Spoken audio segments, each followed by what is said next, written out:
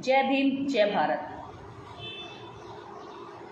आज मैं सवाल करती हूँ उन लोगों से जो कहते हैं कि जातिवाद नहीं है, जो कहते हैं कि देश आज़ाद हो गया है, जो कहते हैं कि देश के अंदर सब समान अधिकार प्राप्त कर चुके हैं, जो कहते हैं कि आरक्षण से कुछ दलित रोजी रोटी खाने लगे हैं, जो कहते हैं कि इस देश के अंदर सब एक हैं, सारे हिंदू एक हैं। जब चुनाव आता है तो सारे हिंदू एक हो जाओ, सारे हिंदू एक हो जाओ। जब धर्म का क्रांति करनी होती है, सड़कें भरनी होती हैं, तब तुम्हें दलित याद आते हैं। जब तुम्हें गाली देनी होती है तब तुम्हें दलित याद आते हैं। क्या इस देश के अंदर एक हिंदू दूसरे हिंदू को मारता है और हम कहते हैं कि ये देश आज़ाद हो चुका है? ये कैसा आज़ादी का अमृत महोत्सव मना रहे हैं हमारे प्रधानमंत्री जी? जब आपके ही भारत के अंदर एक राज्य में जालोर जनपद में एक ऐसी घटना हो जाती है कि 25 दिन तक FIR नहीं करवा पाते हैं घर वाले। बच्चे को इसलिए मार दिया जाता है कि बच्चा घड़े से पानी निकाल लेता है। यहाँ घड़े की कीमत ज़्यादा है और एक मासूम बच्चे की, इंसान की कीमत भी इतनी नहीं है कि आप उसको इतना मारे कि उस बच्चे के कान की नस फट गई और वह बच्चा 25 दिन के बाद मृत को प्राप्त हो गया। मैं सवाल करना चाहती हूँ उन लोगों से जो इनसे वोट लेना चाहते हैं। जब हाथ जोड़ते हैं, पैर पकड़ते हैं, क्या वो अब सारे नेता एकजुट होकर के इस अपराध के खिलाफ आवाज़ उठाएंगे? क्या संसद में कोई बोलेगा? क्या विधानसभा में कोई बोलेगा? क्या जितने मंत्री संतरी बैठे हुए हैं, क्या इस घटना के ऊपर कोई बोलेगा? क्या यहाँ पर इन लोगों को फांसी के लिए आप लोग आवाज़ उठाएंगे? जब देश के अंदर हमारे माननीय प्रधानमंत्री मोदी जी के एक बयान से नोटबंदी हो सकती है, तो जातिबंदी क्यों नहीं हो सकती? आप क्यों बयान नहीं दे रहे कि जातिबंदी होनी चाहिए?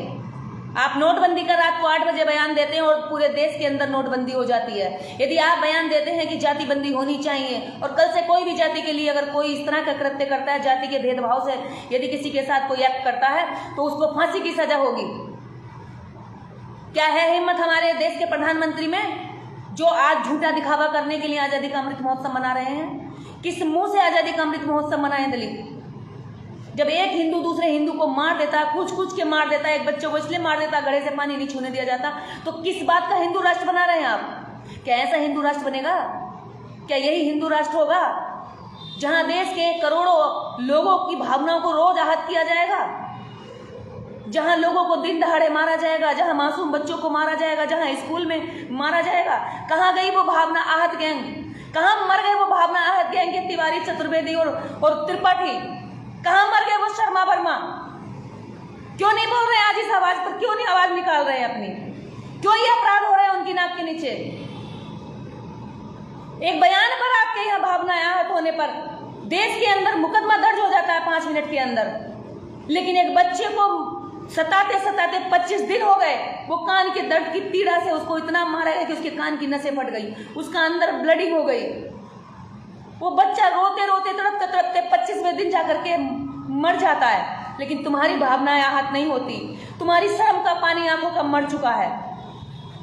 तुम्हें तब दिखाई नहीं देता जब एक बच्चे को मारा जाता है, तुम्हें तब दिखाई नहीं देता जब दलितों पर अत्याचार किया जाता है। क्या तुम्हारी भावनाएं अब कुछ हलचल कर रही हैं या मर चुकी हैं? और सबसे बड़ी बात यह, सरस्वती बाल विद्या मंदिर के इस टीचर ने यह काम किया है।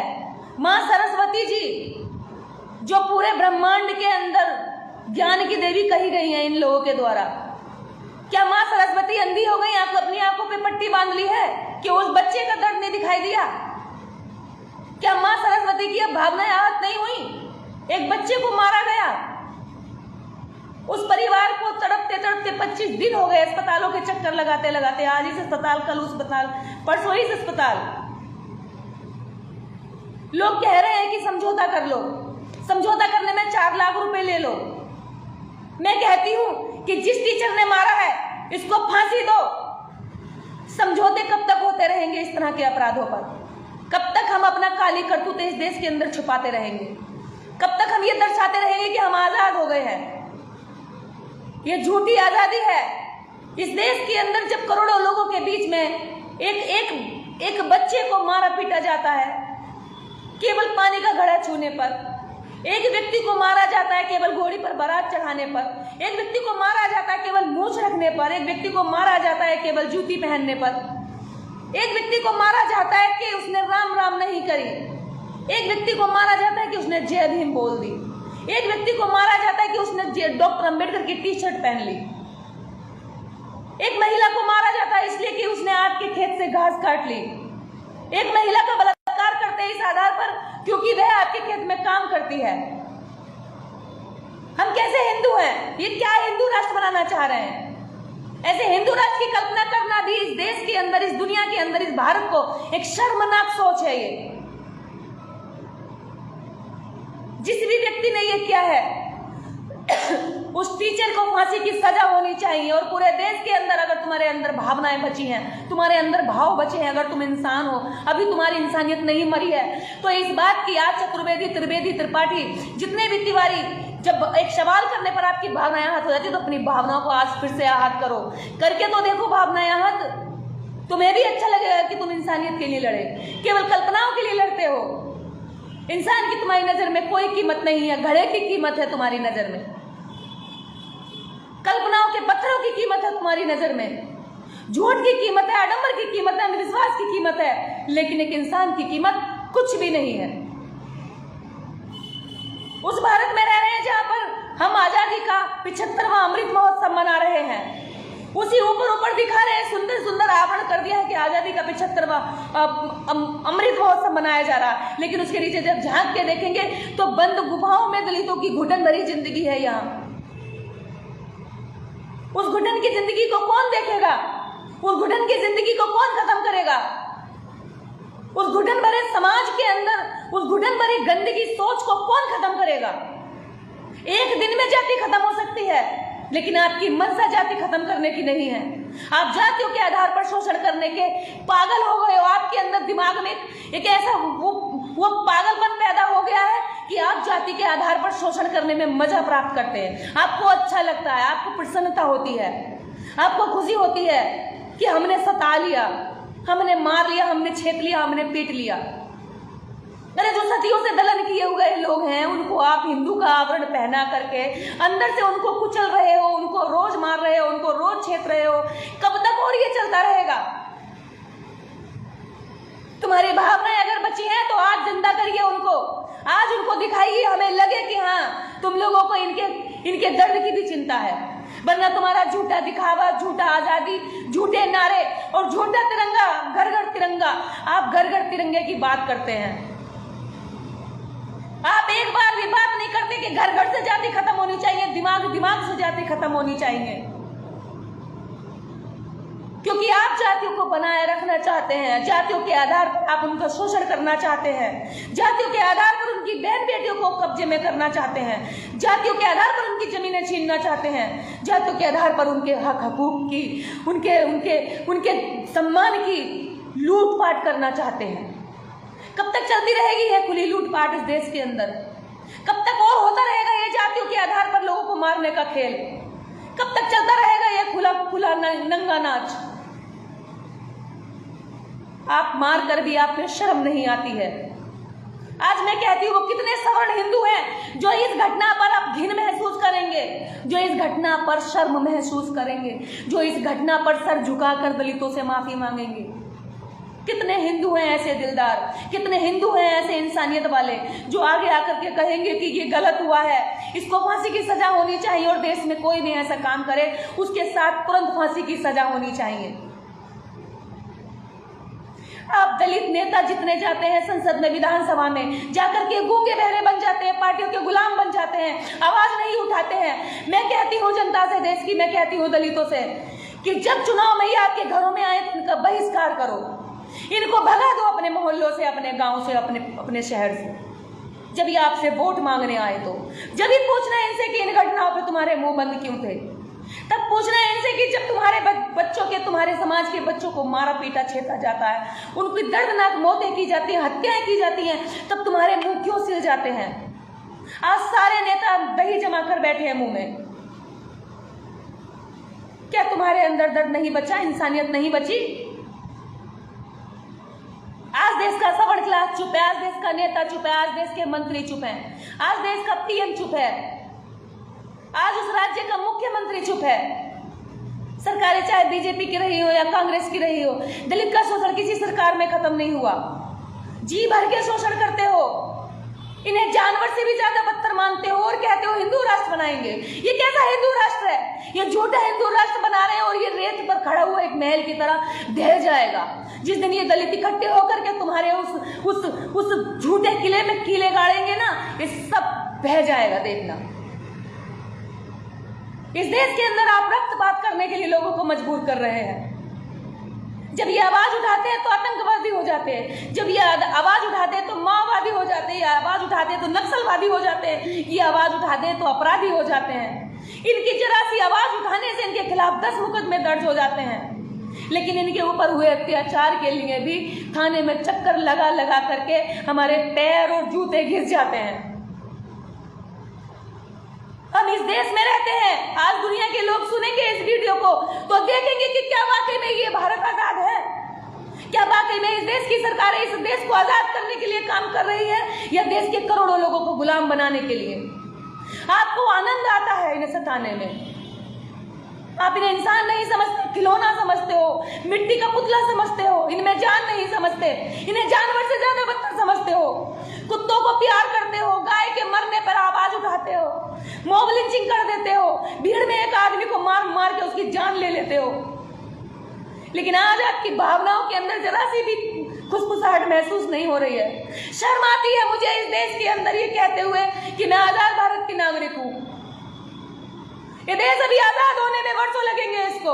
जब तक इस देश में जातिवाद का जहर रहेगा तब तक इस देश में आजादी का अमृत महोत्सव मनाना पाप है। इस देश के अंदर गाय को मारना पाप होता है, लेकिन दलित को मारने पर अपराधी माफ हो जाता है। ये मेरा भारत है, मैं इस पर गर्व करनी चाहिए।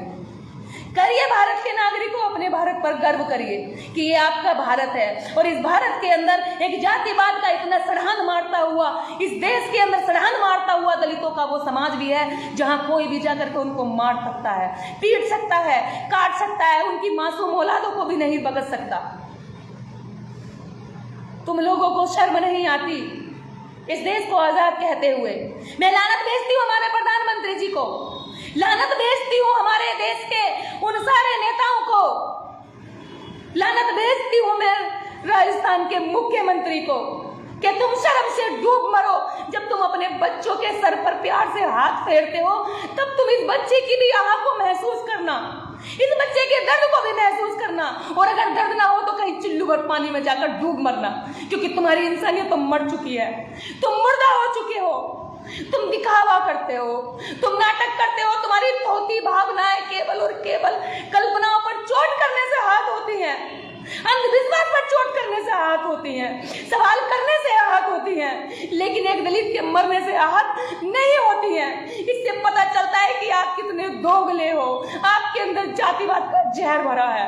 देश का राष्ट्रपति दलित बना दिया जाता है दिखावे के लिए, देश का राष्ट्रपति आदिवासी बना दिया जाता है दिखावे के लिए, लेकिन क्या ये लोग शुद्धिकरण करा के सवर्ण हो गए हैं? क्या ये लोग भी शुद्धिकरण के समय अपनी जमीर को, अपनी इंसानियत को मौत की चिता पर सुला करके उन कुर्सियों पर बैठते हैं? शर्म आ रही है मुझे कि मैं इस देश की नागरिक हूं। जब मुझे गर्व होना चाहिए कि मैं आजादी का 75वां अमृत महोत्सव मनाऊंगी, उससे एक दिन पहले मैं शर्मिंदा हो रही हूं। और शर्मिंदा होइए आप सारे नागरिक भी, क्योंकि ये शर्म की बात है, आपके भारत में ये हो रहा है। आप तब तक ये नहीं सोचते कि दर्द क्या होता है जब तक आप पे खुद नहीं गुजरती। अगला बच्चा आपका हो सकता है। एक जातिवादी मानसिकता के लोग हर स्कूल में बैठे हैं, एक जातिवादी मानसिकता के लोग स्टेशन पे बैठे हैं, बस अड्डे पर बैठे हैं, बसों में बैठे हैं, सड़कों पर बैठे हैं, दुकानों में बैठे हैं, मकानों में बैठे हैं, मंदिरों में बैठे हैं, शिवालयों में बैठे हैं। इनको खींच खींच कर निकालिए और पूछिए इनसे, कहाँ है तुम्हारी इंसानियत, कहाँ है तुम्हारी वो भावनाएं जो एक सवाल करने पर पूरे देश में आगजनी हो जाती है, एक गाय के मरने पर पूरे देश के अंदर हंगामा मच जाता है, एक हथनी के मरने पर दूसरी महिला संसद में जाकर के स्मृति ईरानी छाती पीटती है। क्या तुम्हारी छाती के अंदर अब पत्थर ठुक गए हैं? क्या तुम्हारी छाती में अब गुर्दा मर गया है? क्या तुम्हारी इंसानियत वेंटिलेटर पर पड़ी हुई सांसें ले रही है?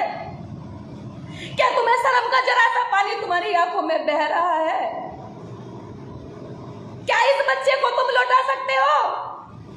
कानूनी प्रोसेस जो होगा ठीक है, होगा, उसको सजा मिलेगी, लेकिन क्या उस माँ का बच्चा उसकी गोद में वापस लौटा सकते हो, जिसने अपने बच्चे के लिए सपने देखे होंगे, जो आप सब देखते हैं, मैं भी देखती हूँ?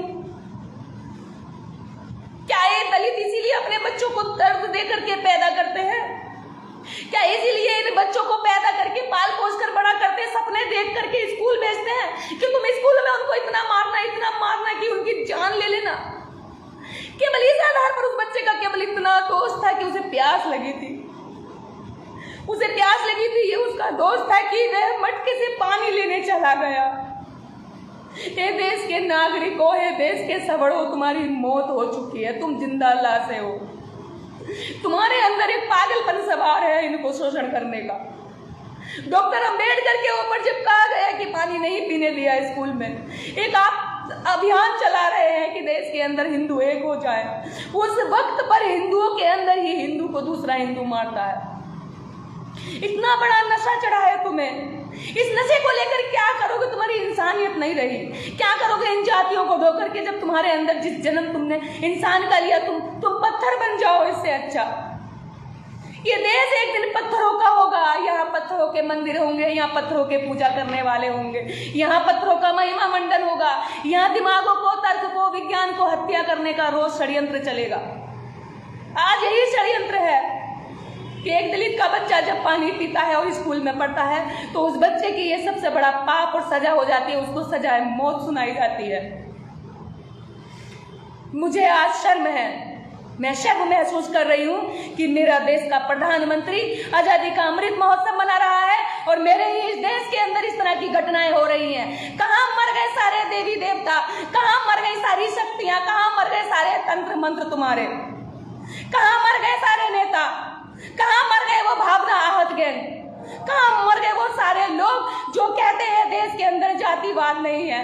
कहाँ मर गए वो लोग जो कहते हैं आरक्षण की वजह से घोड़ों की रेस में गधे आगे चले जाते हैं?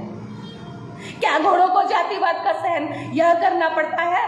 जिस तरह से तुम जिनको गधे कहते हो, जिस तरह से वो सहन करके अपनी स्कूल की शिक्षा प्राप्त करके आगे कॉलेज तक जाते हैं। कहाँ मर गई वो सारी गैंग जो तुरंत झंडा लेकर के जगह जगह जाकर के मॉब लिंचिंग करती है? कहाँ मर गए वो सारे लोग गाय के मरने पर भावनाएं आहत करके लोगों को दिन दहाड़े सड़कों पर खुले में मार देते हैं? कहाँ मर गए वो धर्म की क्रांति करने वाले सारे कांवड़िए कबाड़िए जो सड़कों पर जाकर के सारे नियम और कानूनों को ताक पे रख करके धर्म की क्रांति कर रहे थे? आज इंसानियत की क्रांति क्यों नहीं कर रहे हैं? मुझे शर्म है कि मैं इस भारत की नागरिक हूँ, जिस भारत में एक ऐसी सड़ान मारता गटर बहता है जहां पर दलितों को दिन दहाड़े मारा जाता है, जहां उनके बच्चों को इस तरह से मारा जाता है कि वो पानी पी लेते। मुझे शर्म है। मैं 15 अगस्त में गर्व करने वाली थी अपने देश के ऊपर, मैं तिरंगे को सलाम करने वाली थी, मैं आजादी के 75वां अमृत महोत्सव मनाने वाली थी, लेकिन आज मुझे एक दिन पहले अपने देश की शर्मनाक हरकत पर शर्म आ रही है, क्योंकि मुझ में इंसानियत जिंदा है। मेरी इंसानियत मुझे बार बार चीख कर कह रही है कि इस देश के अंदर जब ये हो रहा है तो मैं क्या कर रही हूँ? मैं आजादी का अमृत महोत्सव मना रही हूँ। कल तुम्हारे हाथ अगर झंडा तिरंगा लिए हाथ में नहीं कांपे ना, तो समझ लेना कि तुम्हारी मृत्यु हो चुकी है। तुम केवल पपेट बन चुके हो, तुम नेताओं की, सरकारों की कठपुतली बन चुके हो। इस देश के अंदर आपको जिस तरह का ड्रामा करने को कहा जाता है, आप ड्रामा करते हो, सिर्फ ड्रामेबाज हो गए हो, दिखावेबाज हो गए हो। सच्चाई में आप ना तो देश को संवारना चाहते हैं, ना सुधारना चाहते हैं, ना इसकी उन्नति चाहते हैं, ना इस देश के नागरिकों को आप सम्मान देना चाहते हैं। देश के जब तक प्रत्येक आदमी को समानता का हक नहीं मिलेगा, जब तक देश के अंदर प्रत्येक आदमी को न्याय नहीं मिलेगा, जब तक यहाँ ये आज़ादी नहीं होगी कि प्राकृतिक स्रोत जो पानी जिसकी सबसे पहली चर्या होती है, एक पशु पक्षी कीड़ा मकोड़ा भी किसी भी जगह जाके पानी पी सकता है, लेकिन इस देश के अंदर एक दलित के बच्चे को स्कूल के घड़े से पानी पीने की इजाजत नहीं है। अगर कल आजादी का अमृत महोत्सव मनाओ और झंडा हाथ में उठाओ तो शर्म आनी चाहिए तुम्हें कि तुम इस देश के वासी हो जहां पर दलितों को दिन दहाड़े कुचल कुचल कर मार दिया जाता है, जहां उन बच्चों को पानी पीने पर इतना मारा जाता है कि उनके कान की नस फट जाती है और वो अपने मुंह से पानी तक नहीं पी पाते। जब कल जनगण मन सुनोगे ना, राष्ट्रीय गान सुनोगे, तो तुम्हारे कानों में चीखें आनी चाहिए उस बच्चे की भी। जब तुम अपने हाथ में झंडा लोगे तो तुम्हें उस झंडे की जगह उस बच्चे की लाश तुम्हारे हाथ में दिखनी चाहिए, महसूस होनी चाहिए कि मैं इस देश में रहता हूं जहां दलित के बच्चे को सिर्फ पानी पीने पे मार दिया जाता है। शर्म है मुझे।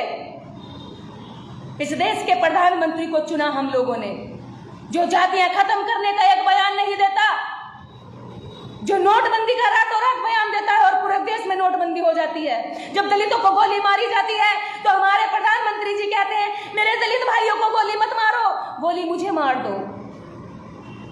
कितने लोग हैं आज ऐसे जो ये सवाल कर सकते हैं इस देश के प्रधानमंत्री से? कहां गए वो प्रधानमंत्री कि जब स्कूल में पानी पीने पर उस बच्चे को मारा जा रहा था कि हे टीचर तू इसको मत मार, मुझे मार ले? क्या यही है तुम्हारी ताकत? इसीलिए तुम्हें शक्ति पर बिठाया है कि तुम मारने के लिए देश के गद्दारों से और नमक हरामों से, जो देश के अंदर भारत के नागरिकों में भेदभाव करते हैं, उनसे डर के खुद को गोली मारने की बात करता हो इतना कमजोर प्रधानमंत्री, जो ये नहीं कह सकता कि जातियां खत्म होनी चाहिए। भले ही नोटबंदी में खत्म कर सकता है लेकिन जातियां खत्म नहीं कर सकता। ऐसे प्रधानमंत्री पर हमें कल गर्व करना था लेकिन आज शर्म करनी पड़ रही है। देश के प्रत्येक नागरिकों को यह सवाल उठाना चाहिए कि यह देश का कैसा आजादी महोत्सव है, यह कैसा अमृत महोत्सव है जहां पर हर दिन दलितों को छुआछूत का विष पीना पड़ता है, जहां हर दिन इस देश की महिलाओं को जातिगत शोषण का विष पीना पड़ता है। यह अमृत महोत्सव नहीं, यह विष महोत्सव है, विष महोत्सव है। अब ये अमृत महोत्सव मनाने के लिए आपको देश में जातिवाद खत्म करना पड़ेगा, क्योंकि यह जातिवाद सबसे गंदा कलंक इस भारत के ऊपर है। जय भीम, जय भारत।